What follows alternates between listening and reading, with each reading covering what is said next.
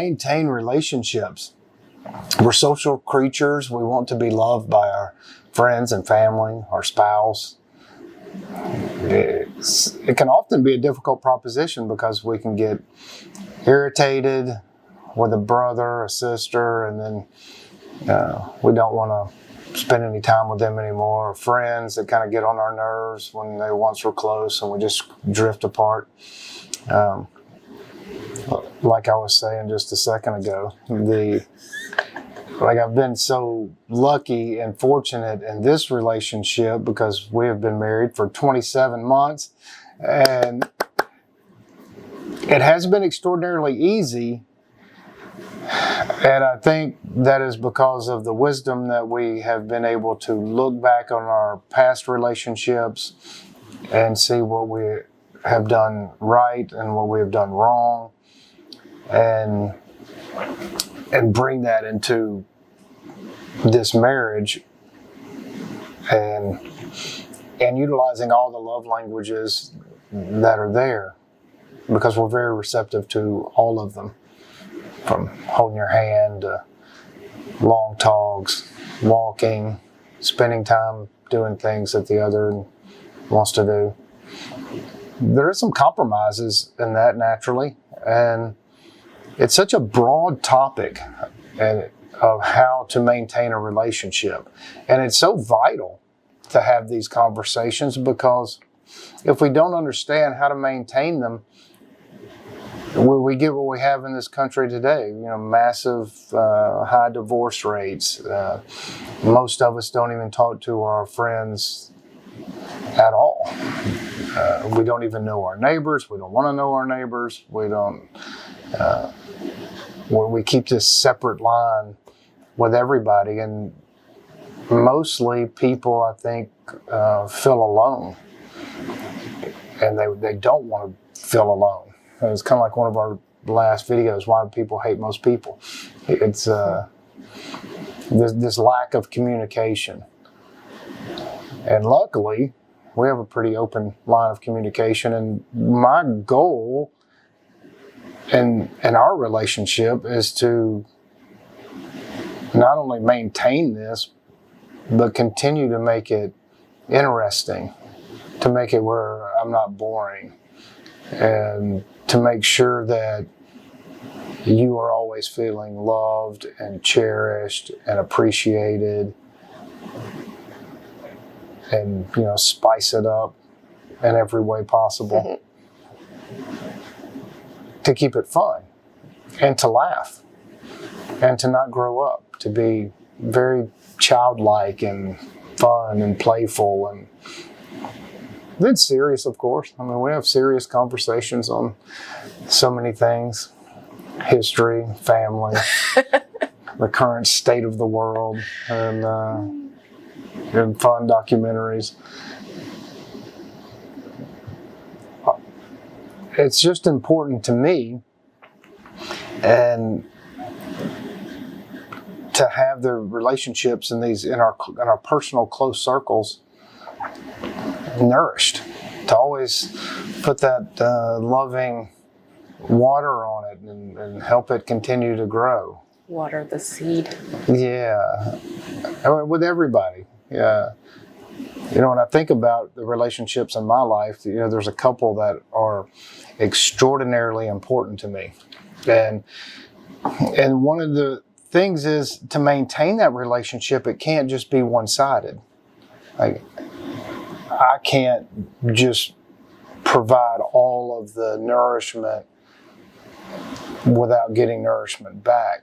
So in order to have a healthy relationship, there has to be a willingness and an openness for both parties in the relationship to always understand and be committed to, hey, this is what I've done. I have said I want to share my life with this person, and because of that, I know at times I could be irritated, or my feelings get hurt, or whatever.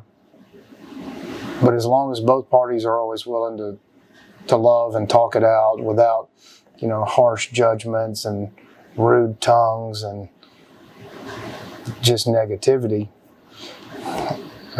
things can just work out pretty good without snapping into that youthful anger that we've all done whenever we're young and stupid. Some of us never grow out of that. But for me, it's been glorious because in our relationship, and I want to make sure that that continues for as long as this bag of flesh is, able to breathe and walk and do stuff. So how are we going to maintain this level of openness and honesty and trustworthiness indefinitely? Well, for me, so far, we've not had to work at this relationship. It has been crazy easy. So, thank you. Thank you. Thanks for making it so easy, and thanks for loving me, and thanks for always being there and being my support system. So, first of all, I just wanted to say thanks. Well, I think thanks and intent is important. Like gratitude and intent is important in everything we do. And to be thankful for the people around us, like being thankful for you and those important relationships. Thankful for my mother, thankful for the two brothers that I'm extremely close with. And there's a handful of other people on the periphery of my circle that I'm thankful for. And whenever I think it is important that we intend to maintain them. Like not just that, like we have this emotional intent on keeping something nourished and positive. Like I can't imagine now at this stage of my life to say, to be irritated by something that you do and need to lash out. Like I can't imagine that. But could I see the younger Kevin being irritated because of lack of experience and lack of understanding, lack of knowing myself, be irritated and hurt by just the simplest things, and then want to return that with negativity. Like, oh, she just hurt me, I want to lash out. See, I don't have that anymore.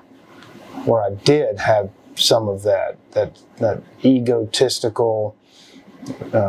Me, Kevin. Me, Kevin. Me, man. Me, tough. Well, you hurt my man feelings. I didn't want to say something rude or. Those days are long, long gone. And I believe that if we, as a whole people, could be open with ourselves and receptive to, hey, there's some things that I'm not going to enjoy about this relationship, and then flip that around to where it can be enjoyable, so you can maintain positive things. When we first got married, the only concern I had was like, man, I really don't like baseball games. Like I just don't like them. I was like, what am I going to do at a baseball game? And I was like, okay, this is going to be irritating to me. But then I started thinking about it. I was like, all right, well, how can I solve that where it's not an issue? And I was like, well, most of the time, whenever I have to leave this farm or leave this study, I will take my sack with me, which is my mobile office, and I have everything that I have here that I need to do work. When I'm out running around, I'll stop somewhere. I'll stop at the petroleum club. Used to do it all the time and stop and do a lot of work while I'm out and about because certain things had to be done. And I was like, why can't I just do that at the baseball game? I can do the same thing. I really like to listen to audiobooks when I'm driving. Why can't I just have one ear in and do that, and it just be just wonderful? And I get to sit beside my wife that I love, and then I get the joy of seeing Parker whenever he's up playing. Instead of having to pay attention to everybody else, when it's his turn, I can just watch. And I'm like, oh, it's B. All right, great. This is fantastic. Let's go. Yeah. Be smart, kid. That's right. I think just that example, because that was the only thing for me, and then that was just easily resolved. And if we could all find that, like, okay, well, what's irritating about a certain thing, and how can I resolve it? Because I love you, and I want to spend time with you, and you have to support your son, and I want to be supportive of both of y'all, even though I don't particularly like something. So how can I internally flip that to where it's not irritating to me? And that is a whole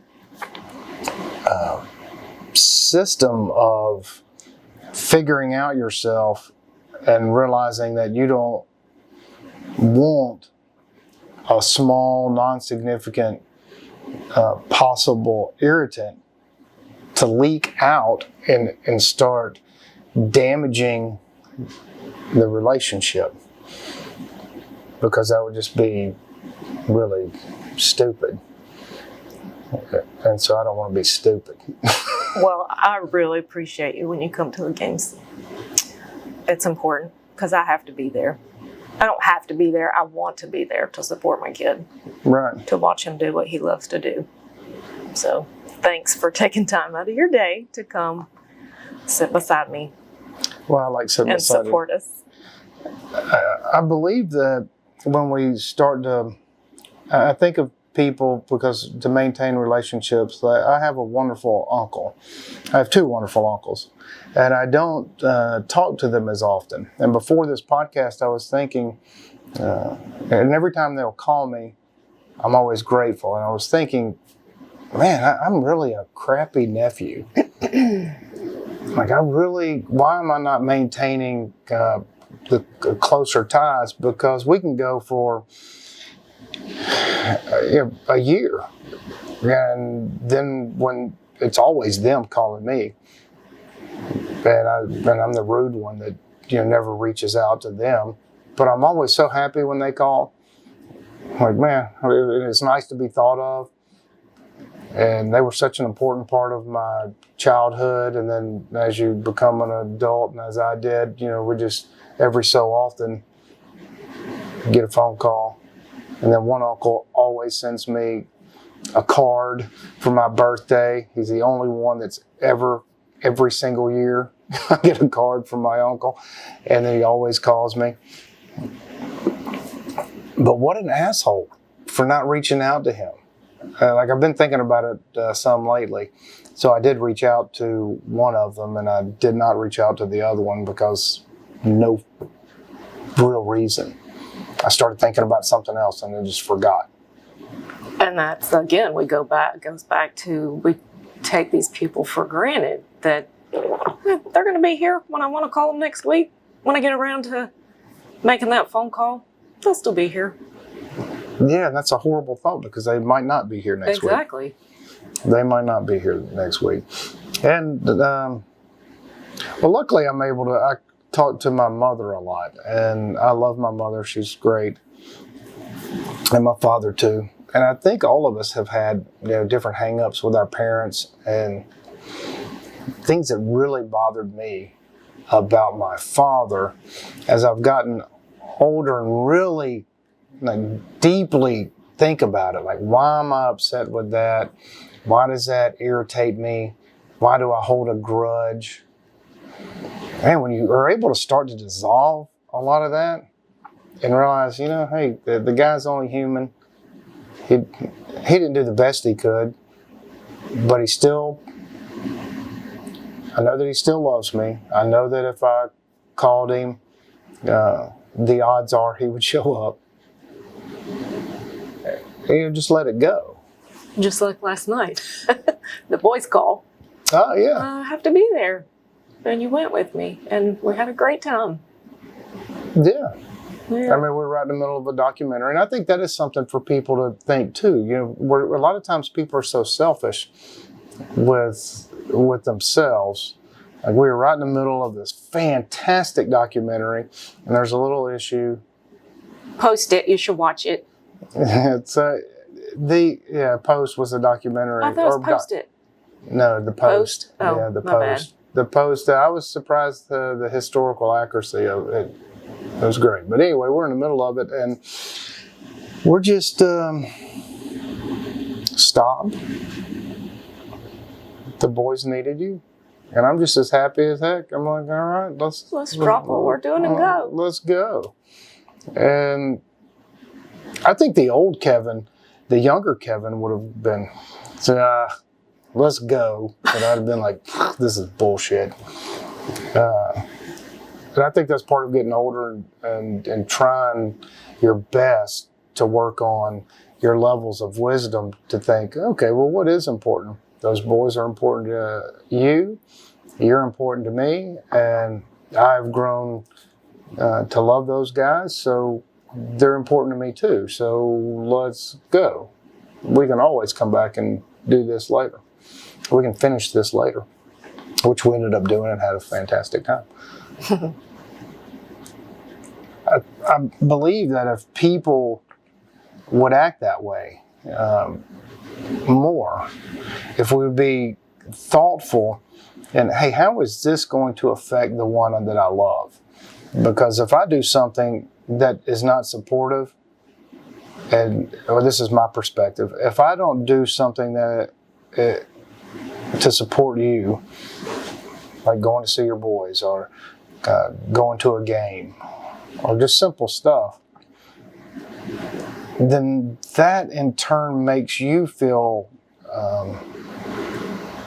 not important. Right. Like I don't hold you in the highest esteem, and I want you to hold me in high esteem. So we get what we give, and if I need love, well then I need to give love. If I need affection, I need to give affection. If I want love letters, then I need to write love letters. If I want to do anything, I have to give that out, and hopefully it comes back. And then you really are able to gauge the relationship too. You can gauge like, hey, I'm being affectionate. She's not receptive. She doesn't want to hold or touch me. Then you start to withdraw, and then you go down this vicious cycle of you don't want to feel rejected. And luckily that has not happened in our relationship. But that's how things start to dissolve. Just those little bitty tiny pricks at, I walked up behind her and you're doing the dishes. And all of a sudden there's no reciprocating because you're busy doing the dishes and you don't think about me behind you. That has not been the case, but it has been the case in previous relationships. And if you don't get it back, you don't want to continue giving out physical gestures of love because the pain of the rejection is bad, and you don't want to feel that. But that's where communication comes in. Yeah. Hey, babe, I'm feeling a little neglected. My love bucket's getting empty. Yeah, and I like to have a full love bucket. Yeah, I think most people do. We want to feel appreciated and wanted, and it's just human nature.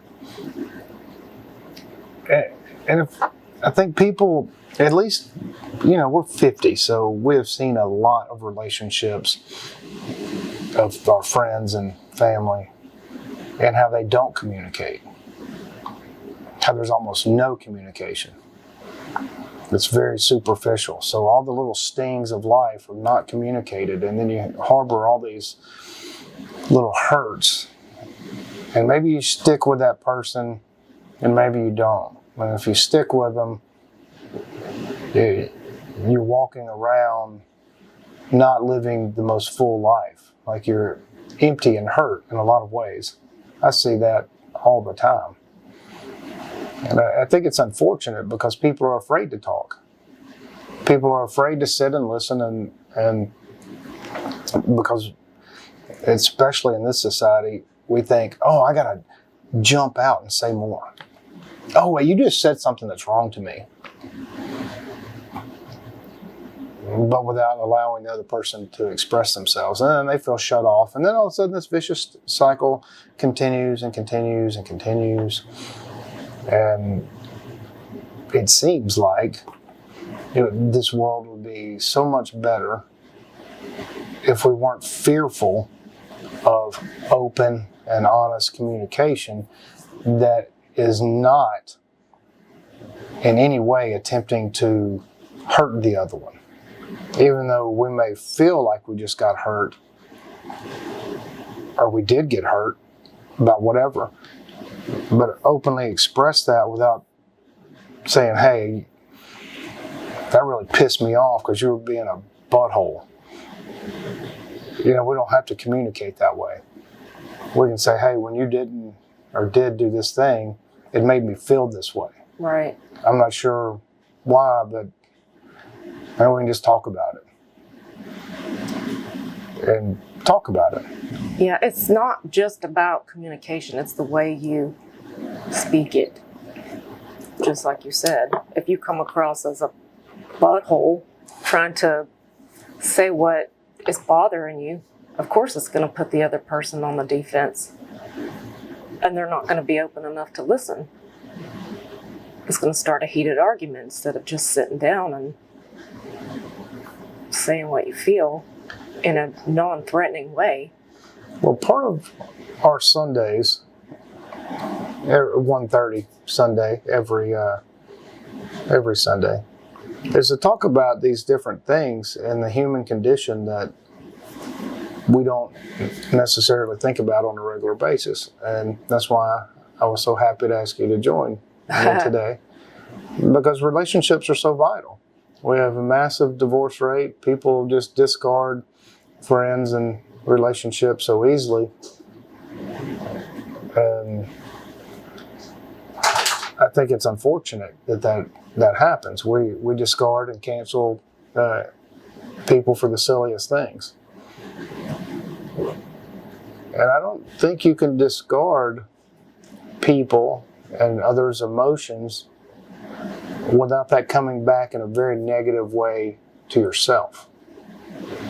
So that's why I think maintaining relationships in this conversation is so vital that people just start to have.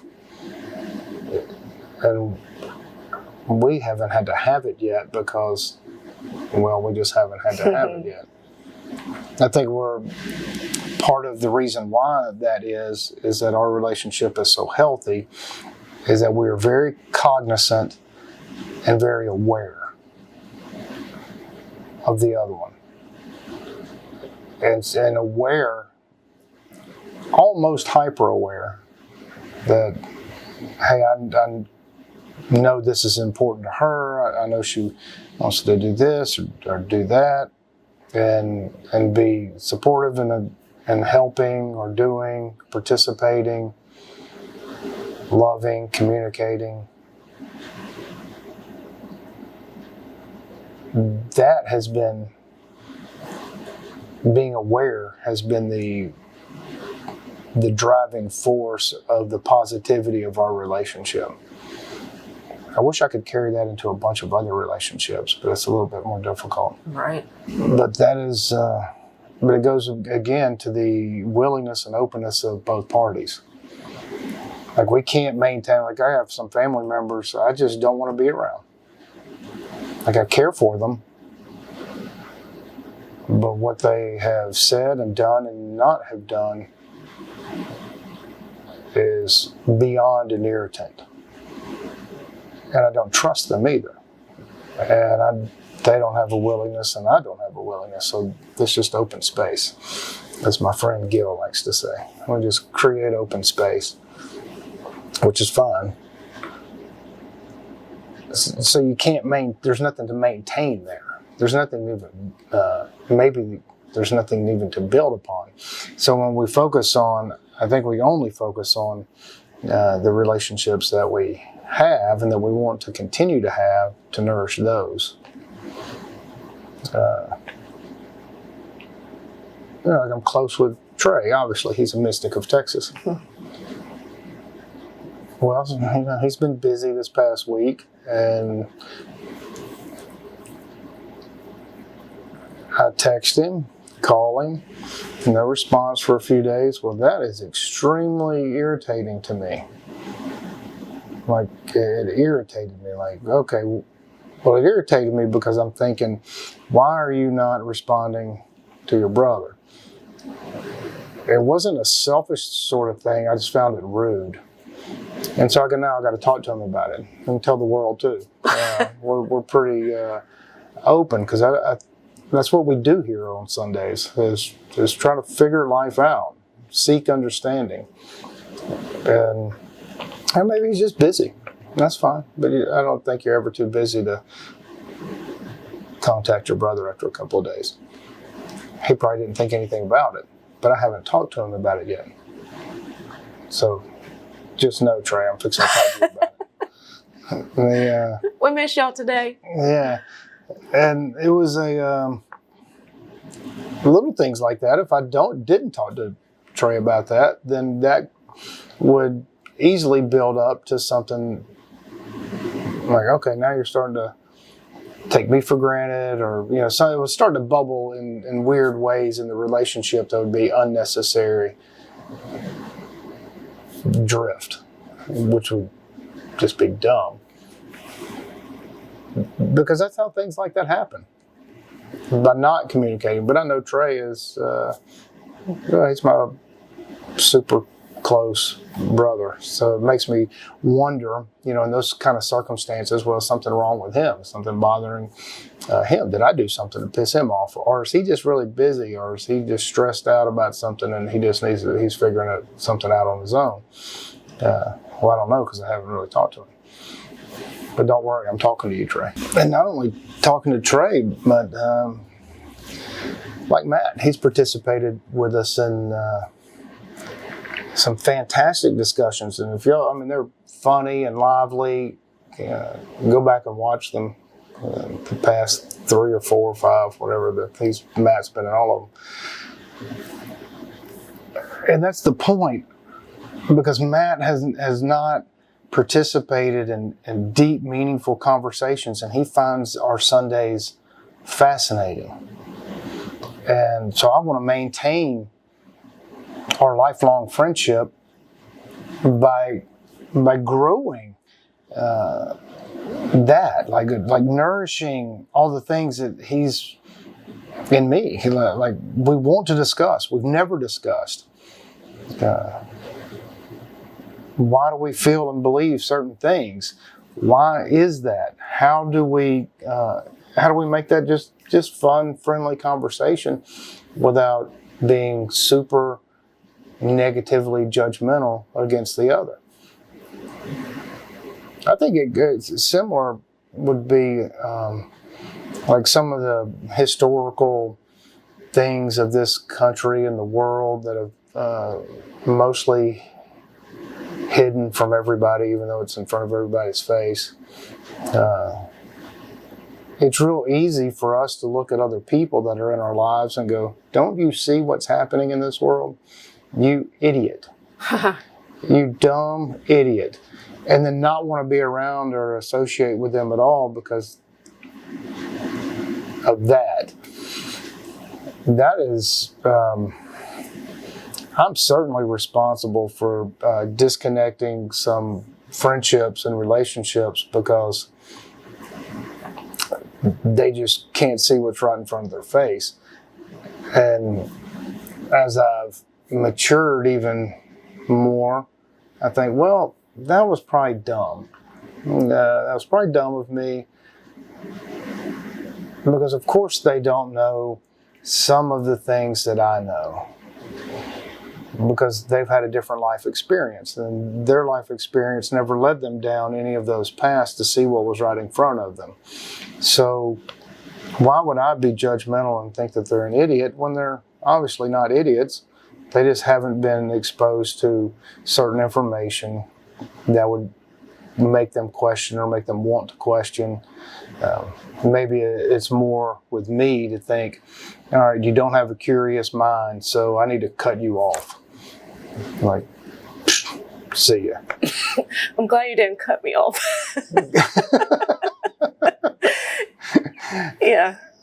Well, you just have I think that's another reason why it's so easy to maintain our relationship and elevate it nonstop, is because you do have a curious mind and you're a voracious reader and you like to know. And we just have to drip and subtly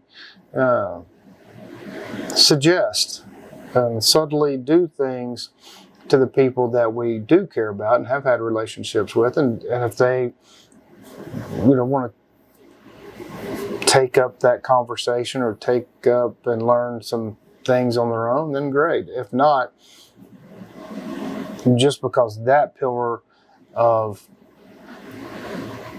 knowledge or lack thereof should not negate our long-standing relationships, if possible. And there's some things that I don't know if I could get around in maintaining relationships with others. Like, I have such a large problem with mask wearers. Because now it is, to me, it's a virtue signaling thing where some of my friends and people that I know have continued to wear masks. I don't want anything to do with them. Like nothing. I cannot resolve that in my mind. Well, they wear them down here. Yeah, even if They don't serve a purpose anyway, but they wear them down here where it really doesn't serve a purpose. Well, to me, it is you're representing and propagating and promoting the total destruction of millions of people's lives over the past years, and supporting government shutdowns and lockdowns and mental health craziness. You're screaming to the world that, hey, I support this total restriction of freedom, and I can't get over that. That's one of those hurdles that, well, I don't want to maintain that relationship. Now that I know that's who you are, then I can't be your friend, because now you are an enemy to everything that I hold dear, like my right to go hug the people that I love, my right to go see a grandparent dying in wherever they are. Well, not necessarily see them, but they had to die alone. Yeah, it's just crazy, and for those people that are so fearful that they feel like they have to wear that, but you're not fearful, because now, at least mine, for I'm sure there are some strict people, but everyone that I've seen are sloppy with how they do it.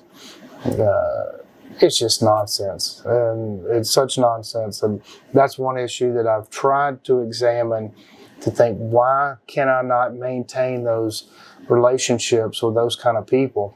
And I think it's because I find them a direct threat and an enemy to everything, every ideological thing that I hold dear. And so that means you're an enemy to me and the people that I love. You're a direct threat. So I can't maintain that relationship. Some of us don't have a choice, though. Like, it's a requirement for our job. Yeah, right. And then that is, I think that's horrible. Like, just absolutely horrible. But, sometimes you just have to make those kind of sacrifices. I'm talking about people that are doing it because they just feel like they have to do it. That's insane to me. But maintaining relationships, like I have been working hard on, and I say working hard means I'll plan, like I'll write and make notes to remind myself to hey, you hadn't talked to so and so in a while. Send him a quick text, write him a letter, call them, just to let them know I'm thinking about them, I care about them, and hey, if you need me, I'm here. That's how we maintain relationships, at least from my vantage point. Invite them over. Even though, a lot of times you invite old friends over, you haven't seen in a while, they still never show up. But it's still the act of like, hey, you're still valuable to me, and I care about you. And if we ever get together again, that would be fantastic. If not, I'm still here and I love you. And I think it even goes a little deeper from speaking from your heart instead of from your head. That has made a big difference in my life. To stop talking from my intellect and allow my heart to talk, and let that come through, and allow my intellect to put it into something that makes sense. Like it's almost like my intellect is dictates the feelings that are coming out into the words. That's made a big difference. And before you speak, you think, okay, well, I'm irritated. Let me speak from my heart and not from my egotistical mind. That makes a big difference too. Like I can't imagine one of our daily routines is to have pillow talk. We just sit and talk and talk and talk. I can't imagine talking and pillow talk from my head. Or stare. Yeah, or do that from my head instead of from my heart. That would change the energy. And I think it does change the energy. By communicating from this depth inside here, makes a big difference. And I think people can feel that. I think you can feel when somebody's talking to you from a place of love, good intent, and understanding the best they can, instead of being superficial and from the mind only. Like it's one thing to have a reminder list. Hey, I need to call my uncle. So I'm just using it as a checklist. Here's the stuff I got to do. And I call him. Hey, I just want to check on you, make sure you're all right. Okay, good talking to you. See you later. Click. But instead, you could say the exact same words, but with your heart, where they actually feel it. Hey, just call and see how you're doing. Let you know I'm thinking about you. Yeah, that sounds a lot more genuine. Yeah, just calling to check on you because I care about you. I want you to know it. That's more meaningful, and you're doing the same actions basically, except one's coming from a head and a to-do list, and the other one's coming from the heart and have meaning, and to make that moment. And every moment, you're aware of it. You're aware of what you're doing.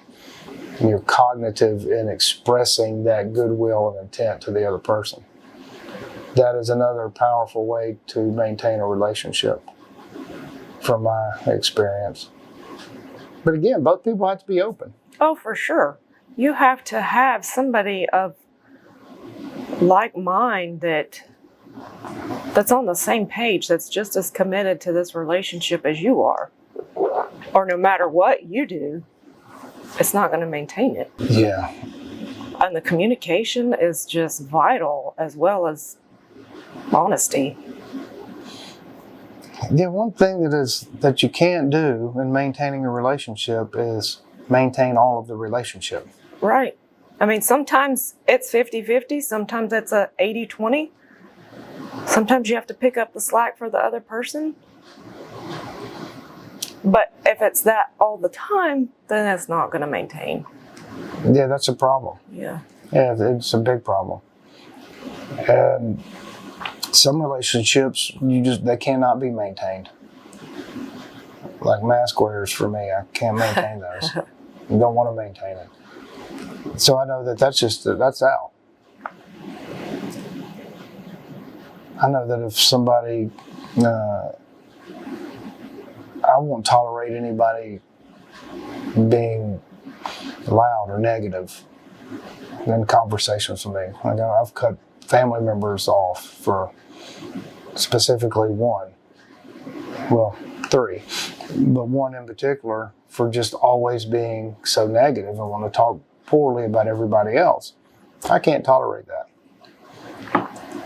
And then I express that, hey, there's no need for that. If you have an issue with that person, or you need to address it with that other person, I don't want to hear all this negativity crap. And then if that just doesn't change, man, all right, well, you've lost me. There's nothing to maintain here. I can't dive into that energy pool of nastiness. I'm not going to do it.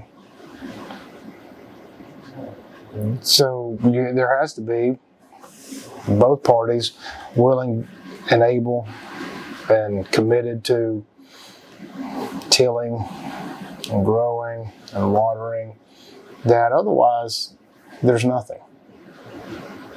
And I think it goes to your relationship with yourself, because if you can't love and know and examine yourself and think about yourself and treat yourself good, and then you can never do that with anybody else.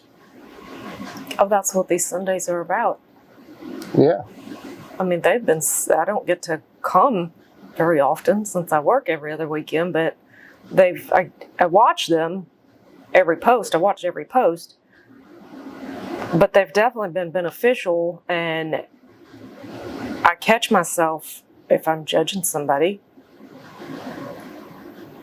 that, why are you judging this person? What's going on inside of you that's making you judge that person? And just being more appreciative and communicating. Man, I used to be a horrible communicator, and I still work at it every day, but whew, I've come a long way. Come a long way. I think Sundays definitely help. Yeah. Well, and having somebody that I can have such an open communication with, like you're so easy to talk to. Well, thanks. Yeah, so easy to talk to. And you don't judge me, or that I can tell, for things I say or do. I think that is an important thing too, to not do those things. So yeah, Sunday discussions definitely make you take a deep dive inside yourself. Yeah, especially when it's not even on the camera in a lot of cases. Oh, for sure. Because typically, whenever people in the local area come out, we'll have these conversations, and then every Sunday is different. I mean, there can be 2 or 3 of us to 20 of us, and we never know who and what's going to come. But they're fascinating. And the conversations that we talk about and that we record and post, and then we all get together and visit and talk and either play. I mean, there's a million things we do, and everyone's different. But they are so beneficial to understanding who we are and why we like the people we like, how do we treat ourselves, and I find it wonderful, and I'm glad that you share in that. Mm-hmm. Well, there's a lot to maintaining a relationship. It's a big, big discussion. I think one of the big takeaways from our conversation is you have to know that the other person or party is 100% committed. And then you have to be 100% committed to that. And then we have to really look at the periphery of relationships that have been in our lives, and to reach out to those people. And to reach out to them on a regular basis. We don't have to call them, every day, every week, but it'd be nice to just touch base with some old good friends once every 4, 5, 6 weeks. Just, hey, just thinking about you, pal. Let's go have some lunch or dinner, come over. Anything. Just any type of communication is very meaningful It just like me running into an old buddy I hadn't seen in over a decade. At Tractor Supply, we're going to get a truckload of dog food. Oh man, it was great seeing him. He came over and him and his boy helped load up the 20 bags of dog food. And it was wonderful. Hugging, laughing. And then I thought as we drove off, I was like, man, I just really loved that guy and hadn't really thought of him in a couple of years. I was like, that's really stupid. And what he had said to me was, man, I sure would like to catch up and see my old friend. Because we were really good friends when we were young, like in 7th, 8th grade, all the way up until I was in my mid-20s. We just, life takes us on all these different paths, and it's not that we forget, we just kind of forget. Yeah. And then running into him, wow. No reason why I should not call him and say, hey, I'm going to take you up on that. I'm going to come over and see you.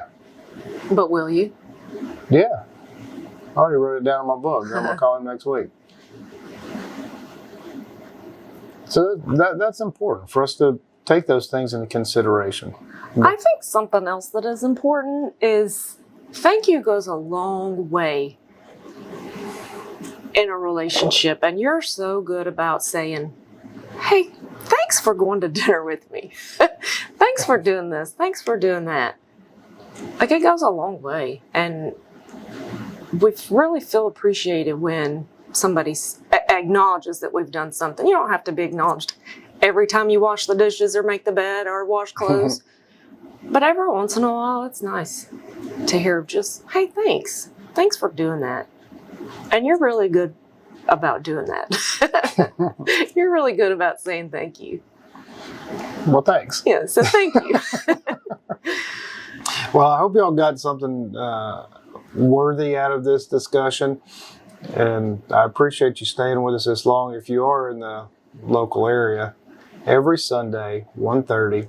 And of course, you can find us on YouTube, Rumble, BitChute. I think we're back on Odyssey, and there's a couple other ones that I forget that I'll have to put up. But just keep in mind that life is just what we have in relationships. No matter our material wealth or who works for us and how we can have a level of comfort, what really life is, from my perspective, is the relationships. How they make us feel, how they make us want to love more, how they make us want to do and be better in all aspects of our lives. Those are really critical things to our personal happiness and our inner happiness. So with that, thanks, Jill, for joining me today and talking to me about maintaining relationships. And we'll see you on the next one.